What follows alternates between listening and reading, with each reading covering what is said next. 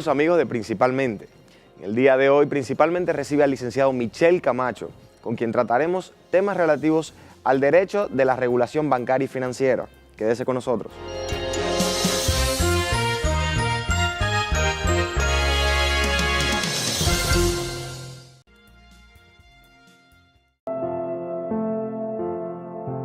Si tu bebé es prematuro, mucho ojo con la retinopatía de la prematuridad. Es una enfermedad de los ojos que puede afectar la visión de tu bebé. Cuanto más prematuro y bajo peso nace el niño, existen mucho más posibilidades de padecer la enfermedad. Si la retinopatía no es detectada a tiempo a través de un examen oftalmológico antes de la 4ª semana de nacido, puede producir complicaciones oculares, incluso la ceguera. En el mundo existen 60.000 niños ciegos por retinopatía de la prematuridad, de los cuales 25.000 viven en América Latina. Campaña de prevención de la ceguera por retinopatía del prematuro, con el aval de la Comisión de Salud de la Cámara de Diputados. Desde el 1989, Seaboard se convierte en la primera generadora privada de energía de República Dominicana. En el 2012, reemplaza sus unidades de generación por la unidad Estrella del Mar 2, que opera con gas natural como combustible, armonizando con el medio ambiente y poniéndose a la vanguardia en la producción de energía limpia. Seaboard, comprometidos con la satisfacción de sus clientes, el desarrollo nacional y el medio ambiente.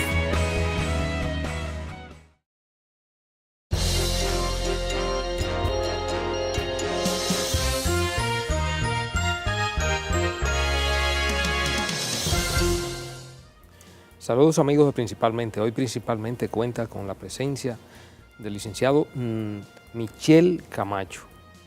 Michel Camacho es un joven profesional del derecho, ya con una vasta experiencia profesional, tanto en el ejercicio de la carrera como en el ejercicio académico. Pero la experiencia de Michel se fundamenta en varias maestrías, fundamentalmente en el área del derecho penal. Tiene una maestría en el área de derecho penal y luego una maestría en el área del derecho económico financiero. Creo que fue la última maestría, porque con Michel realizamos ya hace un tiempo un programa muy interesante que tuvo que ver, versó en su oportunidad sobre el derecho penal económico, aquí Principalmente. Y ya Michel estaba arreglando maleta para irse a la Universidad de Georgetown, me parece que fue ahí. Correcto.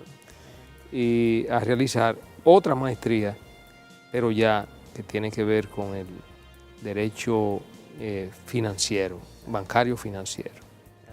Y ahora vamos a aprovechar el regreso de Michel, de nuevo Principalmente, para que abordemos un tema tan importante del derecho, un tema nodal, porque yo siempre he dicho que uno de los vectores fundamentales del sistema económico de un país ahora se ha constituido en la parte financiera. Antes era la parte mercantil, que sigue siendo importante, pero ya el sistema financiero es el eje fundamental del sistema económico de cualquier país. Si el sistema financiero falla, los demás sectores de la economía también tienen problemas. Y lo hemos visto no solo en República Dominicana, cuando se han producido, gracias a Dios eso ya ha sido superado con creces, porque contamos con un sistema financiero fuerte, sano, robusto, bien regulado, pero tuvimos la mala experiencia de pasar por crisis financiera en República Dominicana. La última crisis financiera que se produjo aquí, que estremeció el sistema económico nacional, fue la del 2003. Pero a partir de ahí ya se han tomado una serie de medidas que definitivamente colocan al sistema financiero nacional como uno de los sistemas más seguros y robustos de toda el área de Latinoamérica y el Caribe.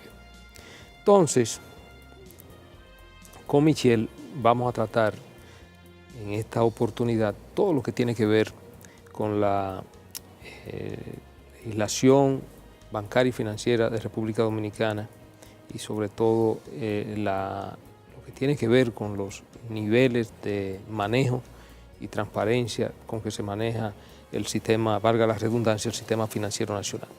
Michelle, de nuevo un placer tenerte por aquí. Todo mío, todo mío. Y principalmente tú con esta experiencia ya lograda a base de los estudios y también a base del ejercicio profesional, porque Michelle se ha dedicado en su ejercicio profesional a esta actividad del derecho. Michelle, la legislación financiera que regula el sistema financiero en República Dominicana, ¿tú entiendes que ha respondido a las expectativas de fortalecimiento del mismo?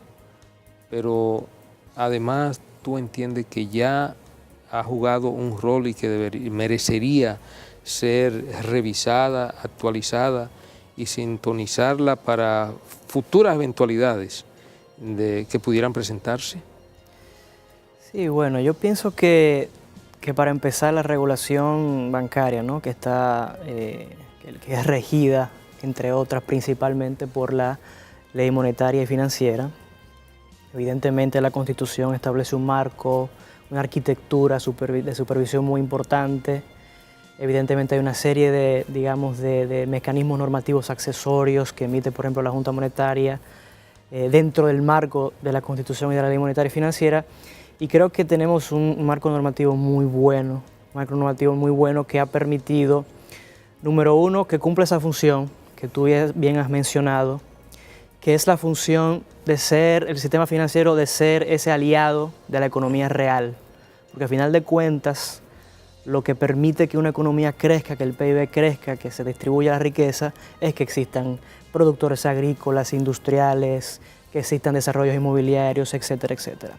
Pero estos, evidentemente, que necesitan apalancarse, que necesitan el crédito para poder traer al presente esos proyectos que quizás a ellos con su propio capital les tardaría más tiempo recaudar, o incluso cualquier emprendedor que no tiene propio capital pudiera vender buenos proyectos. De manera que el sistema financiero es un aliado vital, importantísimo para el crecimiento de la economía y para mantener su sostenibilidad. Y yo creo que de ahí la importancia de contar con un marco normativo robusto como yo creo que el que tenemos. Porque, bueno, primero la experiencia. La ley monetaria y financiera se probó nada más y nada menos con la gran crisis financiera de inicio de la década pasada, es decir, con la gran crisis denominada Baninter, ¿no? Que incluyó no solamente estos tres bancos de manera directa, sino todo el sistema que se tambaleó y el efecto rebosamiento que tuvo esto a la economía real, porque esto también se percibió en una fuerte inflación, en una fuerte devaluación de la moneda, en un fuerte decrecimiento, en los que, por ejemplo, República Dominicana se situó por primera vez por encima de la media de América Latina a niveles de pobreza, a raíz de esa gran crisis. Pero, al margen de eso, ¿qué permitió la ley monetaria y financiera? Permitió que los reguladores tuvieran herramientas para poder actuar, para poder contener, evidentemente, los efectos de las que fueron gravísimos, como he señalado, pero que sin lugar a dudas esa regulación permitió contener en lo posible que sus efectos fueran aún peores. De manera que yo creo que sí. Y viéndolo, que sí es buena la regulación, pero viéndolo un poco por fuera de ese contexto, de ese momento de crisis, la regulación creo que permitió que se consolidara, es decir, que se saneara el sistema, que los bancos tuvieran suficiente capital, que los bancos manejaran mejor su liquidez, que los bancos tuvieran mejores estructuras de gobierno corporativo y que por lo tanto todo esto garantizara o permitiera garantizar, porque nada es garantía 100%, pero que permitiera que los ahorros de los depositantes estuvieran en mayores niveles de seguridad y que a su vez los reguladores y supervisores tuvieran mayores niveles de control. Eso permitió que se saneara el sistema, eso permitió que hoy tengamos, por ejemplo, niveles de liquidez altos, niveles de liquidez de provisiones, por ejemplo, en el sistema bancario que exceden la cartera morosa, es decir, que hay mucha liquidez que los bancos tienen para cualquier evento. Niveles de capital por encima del regulatorio, que es de un 10%. Yo creo que a nivel general, incluyendo la banca múltiple, banca de ahorro y crédito y corporaciones y asociaciones, el nivel es casi de un 17%, es más de un 17%, 7% más del 10% que exige la ley. De manera que yo creo que, y además de eso, de esa parte de que el país está cumpliendo, de que la regulación está permitiendo que se cumplan con estos requisitos, hay un crecimiento del crédito también importante y sostenible. Hay sectores donde se puede verificar directamente que la intermediación financiera está aportando como debe serlo, permitiendo que las empresas puedan apalancarse para destinar y colocar esos dineros a proyectos productivos. De manera que con ese balance decimos sí, tenemos una ley buena, pero para terminar de contestar tu pregunta, sería, bueno, y de caras al futuro, si es necesario. Yo diría que sí, básicamente por dos razones, o por dos fuerzas, digamos, que yo me gusta llamar a dos fuerzas transformadoras de la filosofía de la regulación financiera. La primera de esas fuerzas es la gran crisis financiera internacional, digamos, la gran depresión. ¿Por qué? Porque demostró que con la filosofía y el diseño de regulación con el que se contaba, no se cubrían todas las fuentes de riesgo. En un artículo muy interesante que publicó Krugman en el New York Times en el 2009, cuando todavía esto estaba muy caliente, él decía que esto era un gran llamado para los economistas reevaluar los fundamentos bajo los cuales ellos valoraban la relación entre el sistema financiero y la economía. De manera que es una gran lección que, aunque República Dominicana pudo sortear los efectos de la crisis por varias razones, los países emergentes no estaban expuestos a los instrumentos que se vieron afectados por esa crisis. Quienes se vieron afectados fueron un poco los países exportadores de commodities, que vieron la demanda de crecer un poco. En el caso nuestro, que no estábamos expuestos a ninguna de esas dos fuentes de riesgo, pues no nos fue muy mal en cuanto a los shocks de la crisis financiera internacional. Aún así, en términos, digamos, teóricos, en términos filosóficos, la gran crisis demostró que hay que revisar la regulación. ¿Por qué? Hay que desear y esperar lo mejor, pero prepararnos para lo peor. Es decir, estamos muy bien ahora, pero no sabemos en 10 años, no sabemos en 5 años, Dios nos libre, pero tenemos que tener la mejor regulación para el peor de los momentos. Entonces, esa es la primera gran fuerza, digamos, transformadora. La segunda es local y se divide en dos.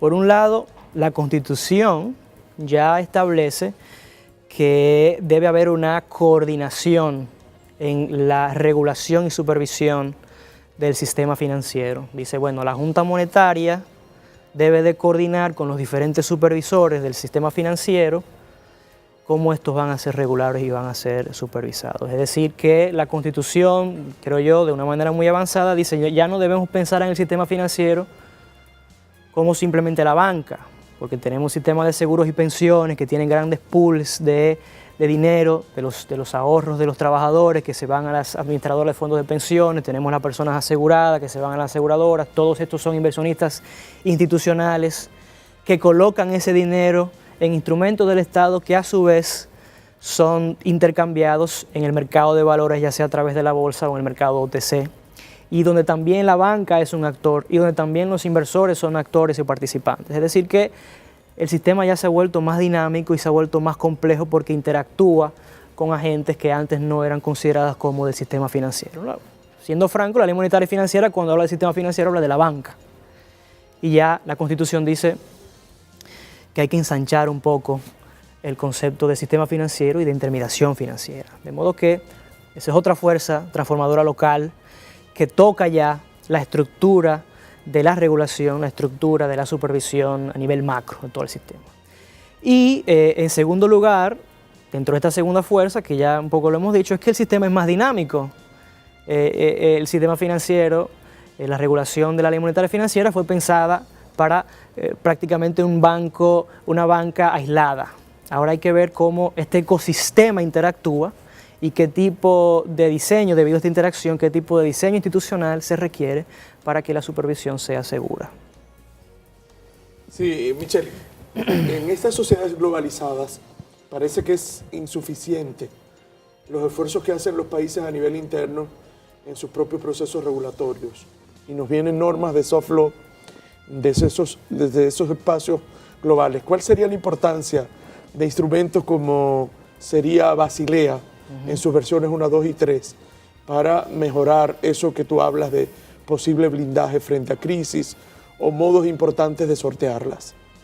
Yo creo que lo importante de esos estándares es que recogen las experiencias y las mejores prácticas, es decir, tratan de sacar las lecciones de las experiencias de países que se han visto expuestos a las crisis. Y esto fue algo que siempre se ha tenido en cuenta desde que se diseñó la ley monetaria y financiera. Es decir, la ley monetaria y financiera contempla que la regulación y la supervisión se va a llevar a cabo de acuerdo a las mejores prácticas internacionales y del soft law, incluso en los considerandos, dirige directamente a estos instrumentos. Entonces, por ese lado yo pienso que desde el punto de vista de nosotros, como es soft law, no es importante decir, los acuerdos de Basilea son acuerdos emitidos por el Comité de Basilea de Supervisión Bancaria, que no tiene entidad pública de derecho internacional. Es decir, son básicamente los gobernadores y los supervisores de los bancos centrales, los supervisores de la banca que se reúnen en los países desarrollados y de algunos países emergentes,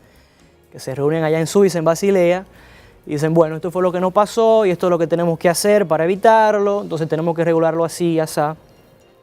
Ese cuerpo a su vez responde al G20, ya los presidentes ya de mayor alto mando, pero evidentemente este cuerpo ve lo macro. Y luego ese cuerpo macro, a través del Consejo de Estabilidad Financiera, que fue otro consejo que se creó a raíz de la crisis, entonces ya genera las directrices y dice, miren, tenemos que taclear este riesgo, tenemos que ver cómo evitamos que esto vuelva a suceder. Y bueno, el Comité de Basilea ya es un comité más técnico, que digamos se remangan las camisas y ven un poco más el detalle y hacen el trabajo de carpintería. Yo creo que es muy importante porque en países como nosotros nos interesa ver qué ha pasado, aunque aquí no haya pasado, qué ha pasado y qué puede pasar. En segundo término, envía buena señal a nivel internacional. Nosotros somos países que emitimos deuda en los mercados internacionales. En la medida en que nuestro sistema financiero es visto por las calificadoras de agentes de riesgo, y eso es seguro que las agencias calificadoras de riesgo lo toman en cuenta para calificar la deuda dominicana, bueno, en la medida que nosotros asumamos ese tipo de buenas prácticas, esto va a ser mejor visto por los inversores que quieran invertir en la deuda dominicana. De manera que tiene una ventaja, por un lado, desde el punto de vista que nos da una mejor apariencia y mejora el perfil de riesgo de nuestra deuda internacional.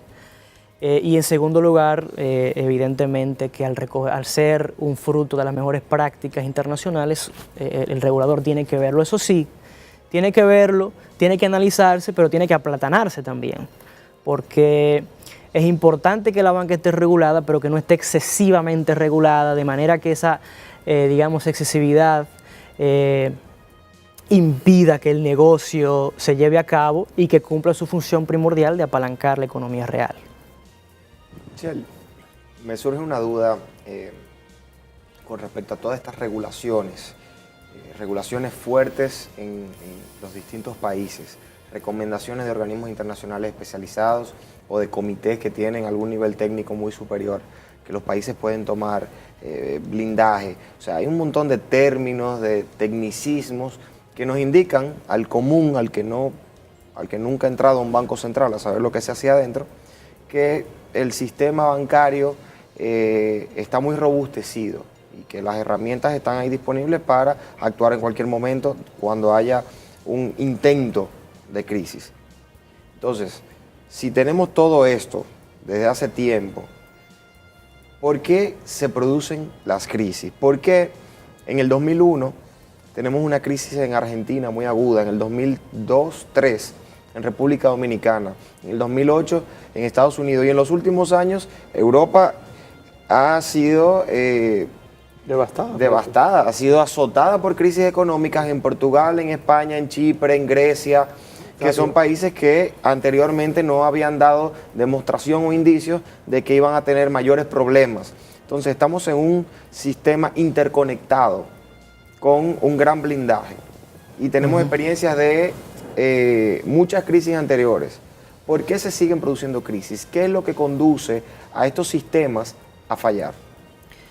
Bueno, yo creo que hay un antes y un después en la regulación financiera, y ese antes y después está marcado por la crisis financiera internacional. ¿Por qué? Porque antes de la crisis financiera internacional se veía que el sistema financiero era lo suficientemente eficaz, lo suficientemente apto para gestionar y distribuir los riesgos. Tú mencionas, por ejemplo, la crisis argentina del 2001. Bueno, afectó el sistema financiero, ciertamente, pero fue una crisis generada por el gobierno, fue una crisis de deuda.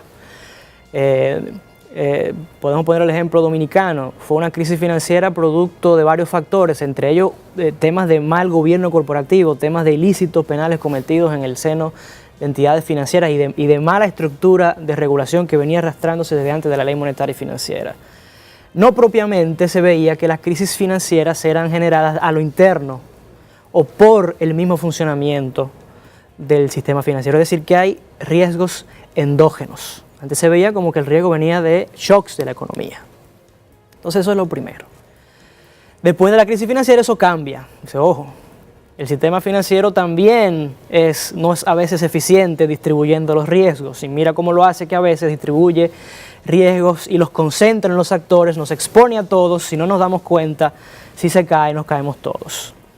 De manera que se empezó ya a variar la filosofía de la regulación desde ese punto de vista. Vamos a ver esos factores endógenos al sistema que pueden generar crisis financieras. Por otro lado, por buena que sea una regulación, la función de la regulación no es evitar que hayan crisis, pero no evitar que quiebren bancos, Lo ideal es que los bancos que quiebren no generen crisis. Y ahí está, digamos, lo que debe esforzarse por hacer una buena regulación. Porque estamos en un mercado abierto, competitivo, que gane el que mejor ofrezca los precios, el que mejor garantice la calidad. Y el que no le lleguen los clientes, el que no sepa cómo abaratar sus costos y ofrecer un buen producto, pues entonces tiene que cerrar, como si era un restaurante, una pizzería, un colmado, qué sé yo.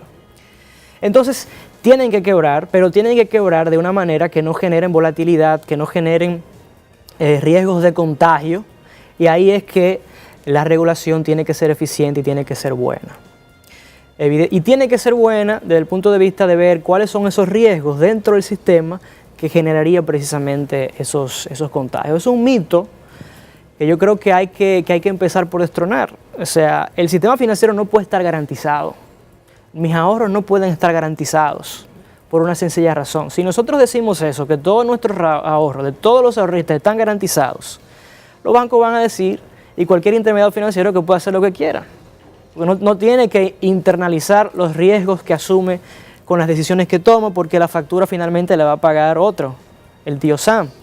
Entonces, la regulación, la supervisión, tiene que estar diseñada de manera tal que le diga, ojo, tú tienes que internalizar los riesgos de las decisiones que tú estás asumiendo. Entonces ahí los bancos asumen su disciplina y dicen, bueno, esto es muy riesgoso, déjame concentrarme en los proyectos buenos, etcétera, etcétera. De manera que, ¿por qué tenemos crisis? Bueno, primero, no tenemos regulación perfecta todavía, y segundo, hay bancos que van a tener que cerrar. Michelle, vamos a aprovechar para hacer una breve pausa, y en el próximo segmento vamos a seguir tratando este y otros temas de interés.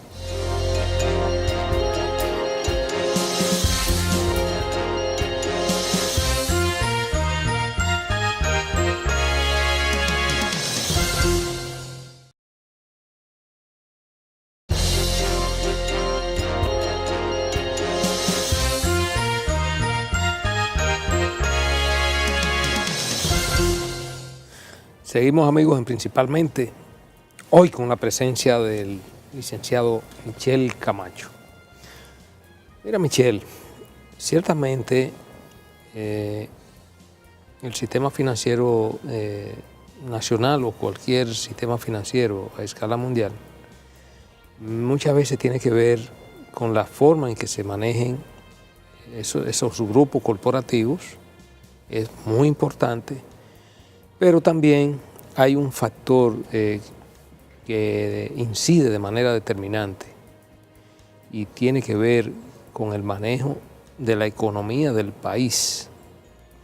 Si en un país donde no haya estabilidad macroeconómica y donde se produzcan distorsiones en términos de los manejos del Estado en sentido general, esto puede de una u otra manera incidir se produce un desbalance en términos económicos, se produce una inflación que de una u otra manera va a desestabilizar no solo el sistema financiero, sino el sistema económico en sentido general. Y yo creo que en República Dominicana, una de los pilares que ha incidido más en el robustecimiento y en el fortalecimiento del sistema financiero nacional tiene que ver con el manejo adecuado que ha imperado en República Dominicana desde a partir del año 2004 hasta la fecha, y que incluso ha convertido a República Dominicana como un referente para América Latina y el Caribe. Se habla del milagro económico dominicano.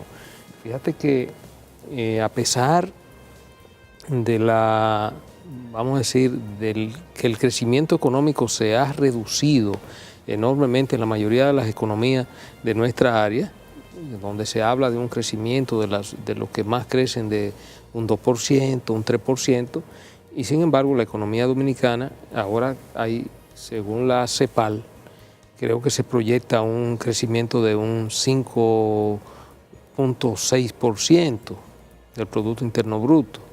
Creo que también el Fondo Monetario Internacional, en la última evaluación que hizo, habla que la economía dominicana se proyecta también por encima del 5%.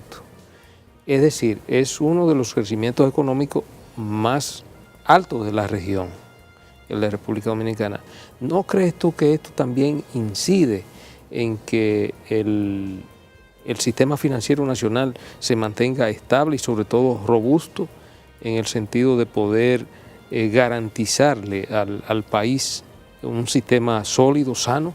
Totalmente, porque fíjate que interesante, el marco que regula el sistema bancario y del cual se deriva también su supervisión es la ley monetaria y financiera, es decir, van tan de la mano que así ha sido diseñado el esquema regulatorio, porque no puede existir un sistema financiero estable, un sistema financiero que permita que cumpla su función de colocar dinero en proyectos productivos si no hay fundamentos macroeconómicos sólidos. Y evidentemente que el crecimiento que ha venido experimentando la República Dominicana, según ha sido reportado por los organismos internacionales, ayuda. Fundamentalmente el crédito va mucho de la mano de las expectativas. Yo estoy prestando un dinero hoy que me va a ser pagado en el futuro. Yo sé cómo está la empresa hoy, pero saber cómo va a estar la empresa a mediano o largo plazo, saber cómo va a estar el individuo que invierte en un préstamo hipotecario a largo plazo, 20 o 30 años, evidentemente que depende de las expectativas racionales, con riesgo medido, que los bancos puedan generar. Y eso depende en gran medida de cómo está funcionando la economía real, de cómo se están desempeñando los distintos mercados y sectores que componen la economía real. Y evidentemente que esto incide en que podamos ver este crecimiento sostenido del crédito, que es una suerte de espaldarazo de la banca, a decir sí, estamos dispuestos a invertir, a colocar dinero en la economía real. Evidentemente que es un momento propicio también, es un momento propicio para hacer que este crecimiento sea más sostenible y sea más a mayor plazo todavía. República Dominicana tiene ahora mismo factores favorables importantísimos. los precios del petróleo que se han reducido bastante, han permitido un ahorro importantísimo para la República Dominicana. Somos ahora exportadores de commodity, oro, antes no lo éramos, hace 15 años atrás. Eso evidentemente ha permitido un flujo importantísimo. De manera que tenemos factores favorables que deben ser aprovechados para que esto sea también más sostenible. Yo creo que a final de cuentas tiene que haber un esfuerzo tanto del sector público como del sector privado para reducir el déficit, por ejemplo, para aumentar las inversiones de capital que hace el Estado, por ejemplo. Tenemos que ver cómo hacemos más eficiente el sistema tributario. Yo creo que con esos elementos no solamente se va a mantener la buena perspectiva de crecimiento que tiene República Dominicana, sino también que lo va a hacer sostenible a largo plazo y ya no vamos a depender con esos esfuerzos, no vamos a depender de los vientos favorables que son ajenos a nuestra propia voluntad. Sí, Michelle, yo creo que es propicio hoy día hablar de la sociedad del riesgo y cada ser humano individualmente considerado, con todo el despliegue tecnológico, maneja una fuente de riesgo inusitado. Imagínate un conductor dominicano cualquiera, la posibilidad de estropear a 5 o 6 personas y llegar a su casa con una deuda muy importante de tener que reparar ese daño. O a nivel colectivo, ¿no? Una sociedad completa en su conjunto, o un Estado.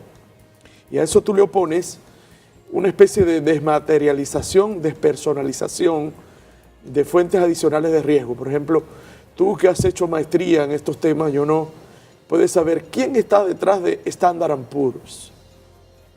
Pero una palabra de Standard & Poor's en un momento determinado de tu economía es capaz de hundirte, calificándote el riesgo, por ejemplo, sobre la colocación de unos bonos del Tesoro, o normas generales internacionales sobre ISO, que diga que tu empresa no es tan buena como tú creías. Entonces, ¿quiénes están detrás de estas empresas u organismos no gubernamentales o entidades o entes, como uno quiere llamarlo, quienes personalizan cuán vulnerables somos nosotros de que esa gente, por cohecho, por prevaricación, por un desvarío mental, pudiera cambiar la suerte de un país, de una economía con riesgo sistémico incluso, pensando en el caso concreto de Standard & Poor's o cualquier otra calificadora de riesgo país, por ejemplo?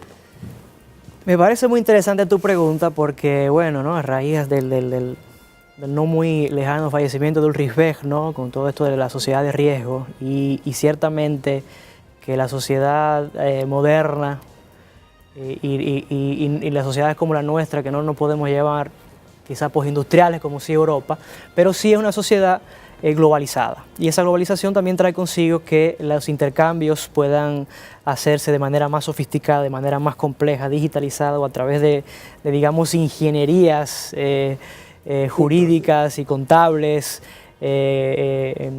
internacionales que complejizan la identificación de responsabilidad y a su vez aumentan los riesgos. Y eso es un punto muy importante que justifica la regulación. O sea, la regulación en un libre mercado, se supone que el Estado no debe intervenir salvo que... Riesgo ventura, lógico. Exactamente, que haya un riesgo o hay una falla o hay una desviación de los fines sociales, porque finalmente nuestra Constitución también tiene un componente social muy importante, lo amerite. Entonces el riesgo es uno, y el riesgo y la complejidad es uno, y una de las principales preocupaciones de la regulación financiera, que incluso ha salido después de la crisis, ¿cómo podemos hacerlo más sencillo? Hay autores que hablan precisamente de eso. Una de las cosas que más ha perdido la regulación financiera es que se convirtió la actividad financiera, por lo menos en países desarrollados, es la despersonalización. Es decir, ya no importa tanto la relación entre el cliente y el banco, ¿no? Que va a la sucursal de la comunidad y el gerente conoce quién es la comunidad y sabe quién es fulano y sabe cómo ha empezado su negocio. Eso se ha perdido, y no solamente se ha perdido porque la misma sociedad se ha complejizado, porque ya estas comunidades también se han desarticulado, pero también por la misma financialización. Es decir, vamos a crear productos financieros que se valgan a sí mismos para el sistema financiero y que no cumplan el objetivo de apalancar la economía real. Para ponerte un ejemplo, la crisis financiera internacional generó muchos de estos productos. Se supone que estos bonos, estos títulos eran generados por los préstamos subprime que emitían los bancos. El banco tenía un gran incentivo para captar esos fondos, titularizarlos y venderlos empaquetados por bonos. El interés del banco no era el cliente que venía a buscar el préstamo, era poder venderlos, era poder sanear su estado financiero, liquidar un activo que es ilíquido, tener ese capital fresco y volver a hacer lo mismo, volver a prestar para volver a originarlo. El banco perdió ese interés por ese incentivo que veía de ese instrumento financiero. Pero ¿qué pasa? Que ese instrumento financiero era emitido al mercado a AA, AAA, etcétera, etcétera, y los que no se vendían, digamos los peores, eran tomados de nuevo y eran reempaquetados. Además, tú podías invertir y reempaquetados y vueltos a clasificar como AAA, etcétera, pero sabiendo que lo estás tomando de abajo. Y tú incluso podías invertir en estos instrumentos sin que fuera necesario que tú los tuvieras los instrumentos. Habían instrumentos sintéticos que mimetizaban el comportamiento de estos instrumentos. Incluso tú podías comprar seguros en caso de quiebra de esos instrumentos, de default de esos instrumentos, sin tener esos instrumentos. Básicamente apostar en contra de ellos. Lo que se hicieron de dinero en la crisis financiera internacional, se hicieron de dinero así. No tenían esos productos, pero sabían que le iba a ir muy mal. Entonces, ¿qué hacían? No compraban el producto, compraban el seguro.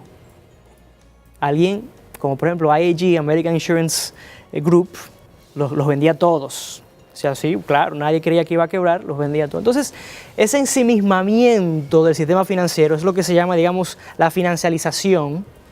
Es decir, esa pérdida de sentido del sistema financiero de coadyuvar el crecimiento económico real, yo creo que es uno de los factores también que da incentivos para que exista crisis financiera internacional. Son llamadas de alerta para volver a lo simple, es decir, a tratar realmente con el sujeto que viene a comprar a 30 años. ¿Quién es? ¿Quién es esta persona? Ese trato personal, digamos, que antes tenían esos antiguos gerentes, que se ha perdido en base a cálculos de riesgos y estos modelos que hacen los quants, que nadie entiende, nada más estos Ivy Leaguers, ¿verdad? Sí. Hay autores incluso que escriben eso, miren, dejemos de complejizar la regulación, dejemos de complejizar los indicadores que nosotros utilizamos y vamos a ver quién es el agente que está recibiendo el dinero del público. Vamos a pedirle integridad a él, vamos a pedirle responsabilidad a ellos. De modo que yo lo veo como una vía, una perspectiva fresca, y lo veo como una perspectiva que debe también ajustarse a las nuevas complejidades, porque esta no es la sociedad de los años 50, evidentemente. Hay tecnología que es buenísima, todo esto de fintech va a empujar a esta personalización, pero no debemos de perder ese otro complemento que tú bien señalas. Michel, volviendo al plano eminentemente local, nosotros tenemos varias instituciones que ayudan en la supervisión, en el dictado de normas y en la dirección económica del Estado. Y particularmente me refiero a la Superintendencia de Banco, al Banco Central y a la Junta Monetaria. Claro, como órganos administrativos. Para lo meramente legislativo, lo formalmente legislativo, tenemos al poder Legislativo, al Congreso. Mi pregunta viene a que puede ser que muchas personas que no conozcan el tema, que no sean abogados, que no sean economistas, no entiendan por qué el Banco Central es el Banco Central y no es el Banco X o el Banco Y. ¿Cuál es la función del Banco Central que lo hace central, aparte de hacer dinero? Y me refiero a que el Banco Central, a través de las diferentes herramientas legales de que dispone, puede subir o bajar la tasa del dólar, puede generar mayor inflación o retenerla, puede hacer que crezca la economía o frenar un poco el crecimiento de la economía a cambio de tener una tasa del dólar más estable. ¿Cuáles son estas funciones del Banco Central frente a, o en su ejercicio de dirección económica del Estado frente a la sociedad? Y quizás si podemos hacer referencia, su función frente a la banca en estos temas de encaje legal y del aumento o la reducción de las tasas para que los bancos inviertan. Si tú puedes hablarnos un poco sobre la función del Banco Central en ese sentido. Claro, no, por supuesto. Desde el punto de vista de la regulación, hay lo que se llama la autoridad monetaria y financiera. La autoridad monetaria y financiera tiene a la Junta Monetaria en la cúspide y tiene luego dos actores importantes que son la Superintendencia de Bancos y el Banco Central. Desde el punto de vista de la estabilidad del sistema, sus funciones son diferentes. Desde el punto de vista de la estabilidad del sistema financiero, la Superintendencia de Bancos evidentemente es el vigilante, el policía, que dice a los bancos: ven, enséñame tu estado financiero, cómo están, cómo está tu liquidez, cómo está tu capital, dónde estás prestando, estás cumpliendo con las normas, etcétera, etcétera. El Banco Central tiene otra función también, y más compleja, porque en ella confluyen tanto una cierta supervisión del sistema bancario con el sistema monetario y financiero. Fundamentalmente, el banco vela por el cumplimiento del encaje legal. Es decir, el encaje legal es ese depósito que tienen que hacer los bancos en cuentas del Banco Central de acuerdo a un porcentaje establecido por la Junta Monetaria.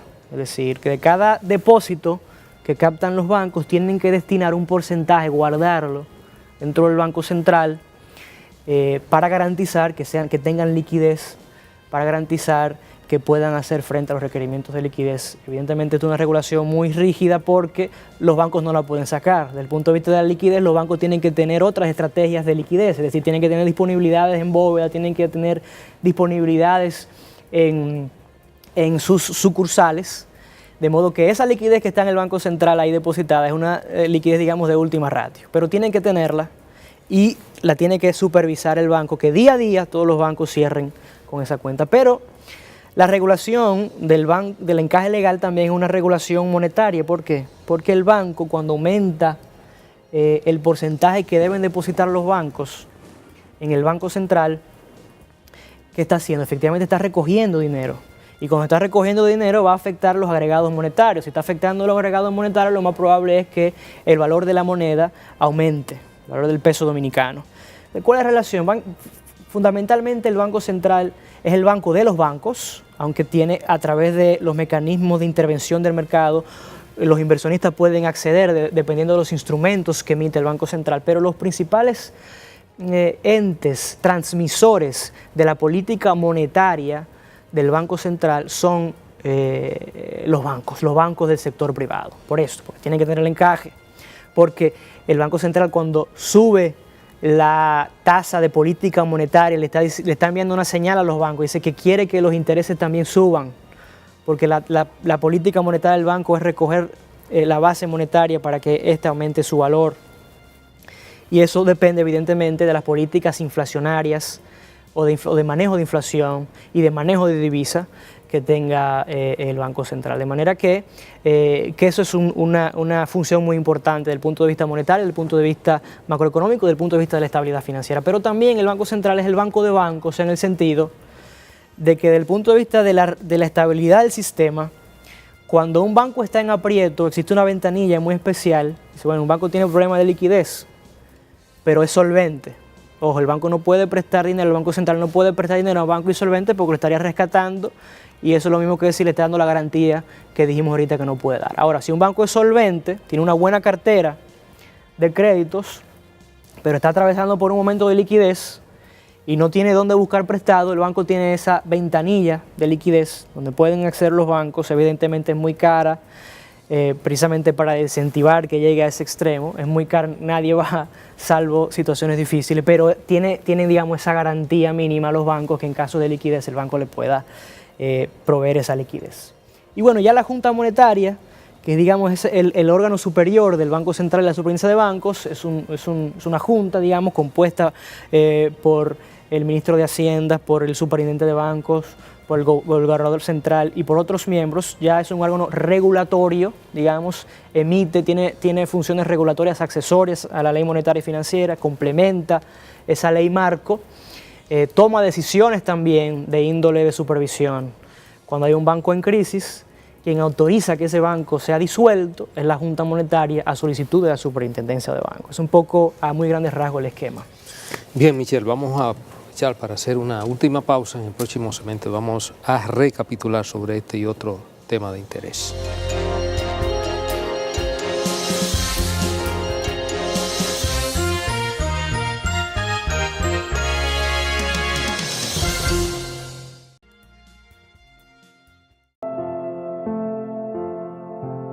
Si tu bebé es prematuro, mucho ojo con la retinopatía de la prematuridad. Es una enfermedad de los ojos que puede afectar la visión de tu bebé. Cuanto más prematuro y bajo peso nace el niño, existen mucho más posibilidades de padecer la enfermedad. Si la retinopatía no es detectada a tiempo a través de un examen oftalmológico antes de la 4ª semana de nacido, puede producir complicaciones oculares, incluso la ceguera. En el mundo existen 60.000 niños ciegos por retinopatía de la prematuridad, de los cuales 25.000 viven en América Latina. Campaña de prevención de la ceguera por retinopatía del prematuro, con el aval de la Comisión de Salud de la Cámara de Diputados. Desde el 1989, Seaboard se convierte en la primera generadora privada de energía de República Dominicana. En el 2012, reemplaza sus unidades de generación por la unidad Estrella del Mar 2, que opera con gas natural como combustible, armonizando con el medio ambiente y poniéndose a la vanguardia en la producción de energía limpia. Seaboard, comprometidos con la satisfacción de sus clientes, el desarrollo nacional y el medio ambiente.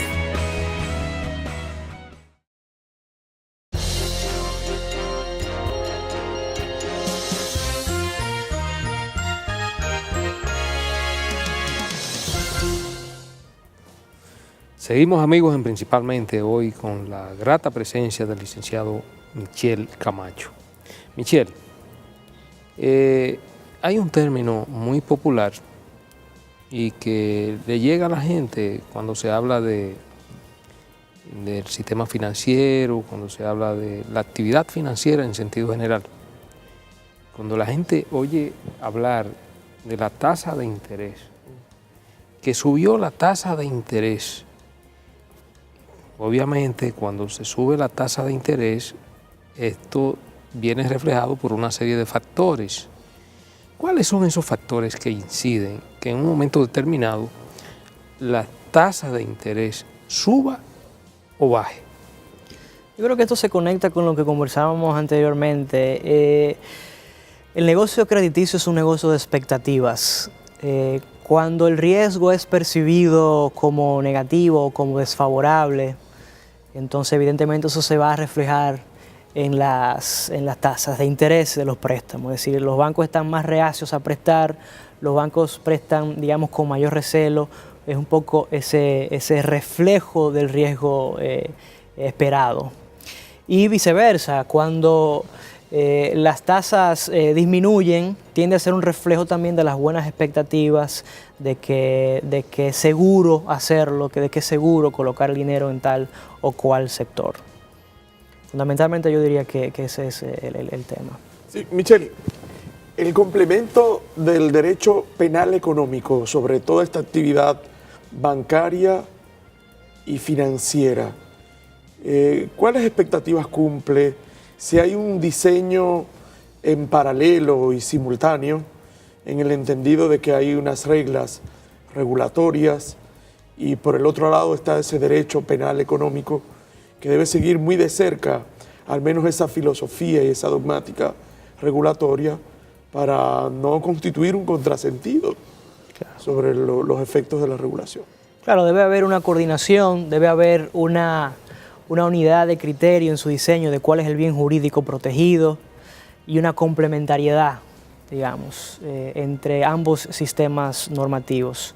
Yo pienso que, para empezar, hemos dicho que una de las principales funciones del sistema financiero es que haya una efectiva y eficaz colocación de excedentes de ahorro en proyectos productivos, pero también lo es el de proteger, ojo, no garantizar, pero sí proteger al ahorrista y proteger a los depositantes. Allí donde hay intermediación, hay riesgo de que haya desvíos, hay riesgo de que hay fraude. De hecho, también por eso existe toda esta regulación de que pasa por capital, liquidez y por gobierno corporativo, precisamente para evitar eso. De modo que yo pienso que eso es lo primero. La regulación financiera también tiene que ser entendida desde el punto de vista de ese complemento que tiene, no solamente, digamos, administrativo regulador, sino también de derecho penal económico. La Ley Monetaria y Financiera contempla, digamos, delitos específicos que afecten los bienes jurídicos vinculados a la estabilidad del sistema, fundamentalmente, rumor, que puedan generar corridas, el mal uso de los activos, cuando un banco va a ser disuelto, que no utilice los activos, etcétera, etcétera. Y se descodifica, Michel. No hace parte, por ejemplo, nosotros que estamos inmersos en un proceso de reconstrucción, de reingeniería sobre la arquitectura normativa penal dieciochesca, hay una segmentación de ese derecho penal general hacia un derecho penal especial en esta parte. Sí, definitivamente y urgente, porque la ley monetaria y financiera no contempla todos los tipos penales concernientes a los delitos que pueden ocurrir con la intermediación financiera. Entonces, ¿qué pasa? Que la política monetaria la política de persecución criminal tiene que recurrir al Código Penal decimonónico, no napoleónico, que tiene instrumentos como la estafa, como el abuso de confianza, que evidentemente fueron pensados para una época muy distinta a la de hoy, 200 años, etc. De modo que con la nueva normativa yo pienso que figuras como la estafa, figuras como el abuso de confianza, son figuras que se precisan mejor, son figuras donde no necesariamente hay una gran innovación, pero sí se recoge la importante experiencia francesa que no hay que desestimarla, porque hay una gran experiencia jurídica, doctrinal y jurisprudencial que nos puede ser, en materia de intermediación financiera, que nos puede servir, de manera que yo pienso que sería un complemento importante para la ley monetaria y financiera la puesta. Y la asociación de malhechores, Michel. La asociación de malhechores también, sí. Generalmente se produce un concierto de voluntades para definitivamente creo que es uno de los tipos penales que ha sido mejorado, porque bueno, la asociación de malhechores del Código Napoleónico responde a unas insurgencias muy particulares de la época que motivaron a la tipificación de ese tipo de hechos, que no responde a los conflictos actuales. Sin embargo, esa perspectiva histórica con la cual fue diseñado ese tipo penal no ha sido óbice para que sea aplicado, lo cual no me parece del todo correcto. Eso significa que tiene que adecuarse, ¿no? Y yo creo que el Código Penal, si entra en vigencia ya por fin, creo que también puede ser una gran contribución. Evidentemente va de la mano. Casi siempre cuando vemos delictividad o conflictividad económica, penal económica, evidentemente hablamos de abuso de confianza, de estafa, pero evidentemente son mecanismos donde hay varios autores que participan en el hecho, y evidentemente que el tipo penal de la asociación de malhechores es de cajón en este tipo de acusaciones. Michel, volviendo un poquito atrás, desde el principio se habló del soft law y de la influencia de Basilea 1, 2 y bueno, cuando llegue 3, aquí cómo impactarán las regulaciones del sistema. Hablamos un poco de supervisión, de los órganos de supervisión, pero me gustaría hablar un poco ahora de la visión en la regulación bancaria particularmente, de esa visión que ha pasado, sobre todo en lo que hablabas de la experiencia que hemos tenido a partir de las crisis y de la recuperación económica, de la visión microprudencial a la macroprudencial. ¿Qué implica este cambio, esta evolución en el pensamiento de la regulación bancaria y cómo esto se podría reflejar en la ley 183-02 que regula el sistema bancario dominicano? Bueno, antes de la crisis, la filosofía de la regulación partía, como tú muy bien indicas, desde una perspectiva microprudencial. ¿Qué significaba eso? Básicamente que si cada banco individualmente considerado estaba bien, entonces el sistema está bien. Eso en economía se llama la falacia de la composición. No necesariamente es así. La profecía autocumplida, ¿no? Exactamente. Precisamente lo que pasó en la crisis financiera internacional es que demostró todo lo contrario. De hecho, los bancos estaban cumpliendo con la regulación de capital que les exigía. El problema de la crisis desde el punto de vista de los bancos en Estados Unidos no viene por un problema de capital. Se descapitalizaron porque luego se demostró que sus activos no valían nada y eso se comió su colchón de capital, pero lo tenían el capital. De manera que eso demostró que habían puntos ciegos en la regulación.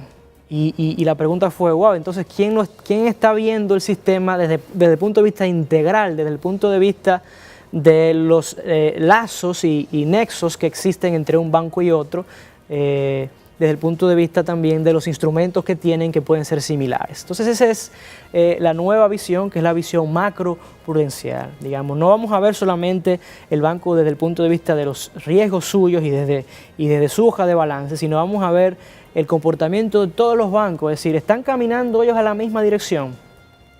Porque las crisis financieras se producen fundamentalmente, por lo menos las puramente financieras, porque hay una burbuja casi siempre, ¿no? Hay una alza en los activos, hay un aumento en los precios de los activos, perdón, hay muchos préstamos, mucho crédito que está siendo extendido a un determinado sector de la economía, que luego excede incluso el crecimiento económico del país y que luego se determina que esas expectativas serán infundadas y ¡puf!, la burbuja estalla. Entonces, la filosofía macroprudencial busca ver eso en agregado.